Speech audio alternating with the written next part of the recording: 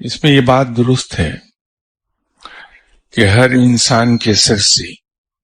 نور یا ظلمت کا اندازہ اہل نظر کو ہو جاتا ہے، لیکن یہ کہنا درست نہیں ہے کہ یہ جہنم میں جائے گا یا جنت میں جائے گا. یہ قطعی طور پر کسی کو بھی اندازہ نہیں ہوتا ما سوائے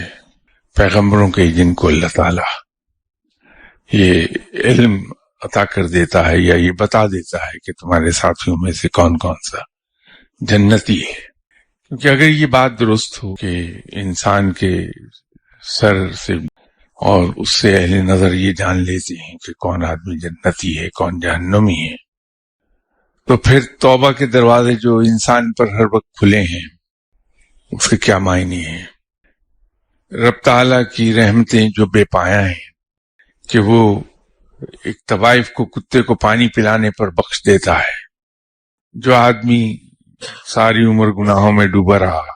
لیکن اس کی زندگی میں کوئی ایسا وقت آ گیا کہ اسے اللہ کی راہ میں جہاد کرنا پڑا اور وہ شہید ہو گیا،